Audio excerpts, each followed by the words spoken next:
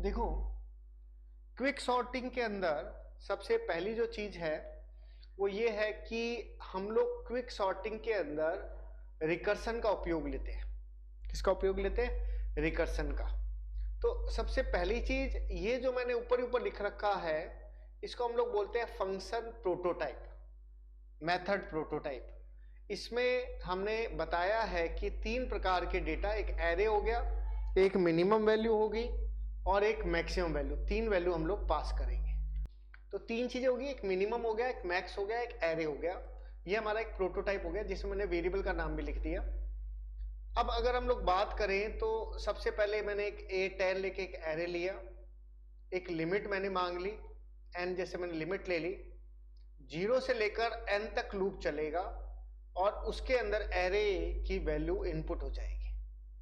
Array की value input होने के बाद हमें उसकी सॉर्टिंग करनी है।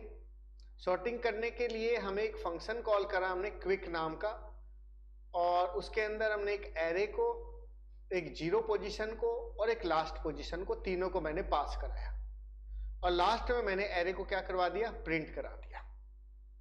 यहां तक तो जैसे एक एरे पास हुआ, एक 0 पास हुआ, एक n-1 पास हुआ, तो तीनों वैल्यू, एरे जाएगा आपकी फर्स्ट पोजीशन के अंदर, 0 आपका बन जाएगा मिनिमम और लास्ट जो पोजीशन है वो आपकी बन जाएगी मैक्सिमम। अब इसका मतलब ये हुआ कि आपने मिनिमम को असाइन कर दिया L, मतलब जो मिनिमम की पोजीशन है वही L की पोजीशन है और जो मैक्सिमम की पोजीशन होगी वही H की पोजीशन होगी। ये दो सेम पोजीशन के दो नाम इसलिए रखे गए हैं क्योंकि एक वेरिएबल तो मूव करेगा और दूसरा उसी जगह पे रहेगा। अब ये अगर मैं कंप्यूटर पे तुम्हें बताऊं तो इसमें देखें, इसका मतलब ये हुआ कि ये पोजीशन हमारी L बन गई और यही पोजीशन हमारी मिन बन गई। इसी तरह से ये पोजीशन हमारी H बन गई और ये पोजीशन हमारी मैक्स बन गई। ये क्यों किया हमने? ये हमने इसलिए किया क्योंकि L तो मूव करेगा, H भी मूव कर सकता है, और कब तक करेंगे? जब तक एक दूसरे को दोनों के दोनों क्रॉस ना कर जाए। मिनिमम वही रह जाएगा, मैक्सिमम वही रह जाएगा। तो पहला काम ये रहता है कि हम लोग पाइवोट वैल्यू निकालें। पाइवोट के लिए मिड बराबर L प्लस H डिवाइडेड 2, मतलब L और H इन दोनों को हम लोग जोड़ेंगे, 0 प्लस 5 डिवाइडेड 2, 2.5। पाइवोट आप किसी को भी ले सकते हैं, पहली वैल्यू को भी पाइवोट ले सकते हैं। पाइवोट का मतलब ये नहीं है कि वो मूव नहीं करेगा। तो अब आपने क्या ले लिया? ये आपकी मिड वैल्यू होगी।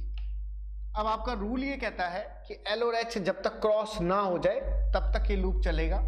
तो आप ये कहेंगे कि मिड वैल्यू से इस तरफ L वाली साइड में वैल्यू छोटी रहे और H वाली साइड में बड़ी रहे। अगर ये दोनों बातें गलत निकल जाए तो ये स्वैपिंग करेंगे। तो इस बात को कोडिंग में देख ले। तो देखो, सबसे पहले आपने कोडिंग में क्या किया? मिन को L बना दिया, मैक्स को H बना दिया, जैसे मैंने अभी बोर्ड पे बताया था, और L प्लस H डिवाइडेड 2 कर दिया, जिससे आपको मिड वैल्यू आ गई। वही बात जो मैं आपको कह रहा हूं कि L कब तक चलेगा? जब तक H को क्रॉस ना कर जाए, जब तक पार्टीशन ना हो जाए। फिर पहली बात कि अगर मिड से AL की साइड की वैल्यू छोटी है तो L प्लस प्लस होगा, और मिड से AH की साइड की वैल्यू अगर बड़ी है तो H माइनस माइनस होगा। जहां पे भी लूप रुकेगा वो थर्ड कंडीशन ये कहती है कि L अगर H से छोटा है तो दोनों स्वैपिंग करेंगे। स्वैपिंग के लिए AL टेम्प पे जाएगा, AL के बदले AH आएगा, AH के बदले टेम्प आएगा, और साथ में ही स्वैपिंग के साथ में ही L प्लस प्लस होगा और H माइनस माइनस होगा। तो अब इसको देख लेते हैं हम लोग, ये कैसे काम कर रहा है बोर्ड पे। किसी को यहां तक तो डाउट नहीं है बोर्ड वाले पे? तो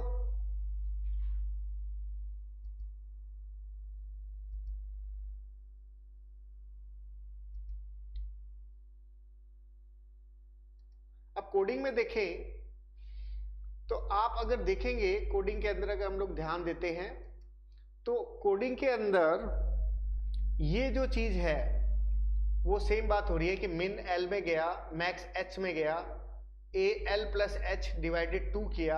आपने कहा L कब तक चलेगा? H आने तक। मिड से एल की वैल्यू अगर छोटी है तो एल प्लस प्लस होगा, मिड से एच की वैल्यू बड़ी है तो एच माइनस माइनस होगा, बाद में स्वैपिंग करेंगे।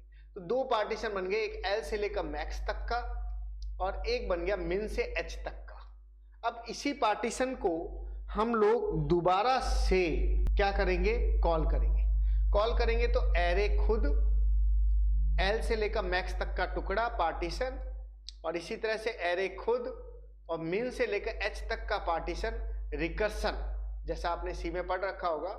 उसके अंदर तीनों के तीनों पास होंगे, एक एरे, एक एल वापस से मिन बन जाएगा, एच मैक्स मैक्स का मैक्स ही रहेगा, और वापस से वही प्रोसेस उस पार्टीशन के लिए दोबारा से शुरू हो जाएगा।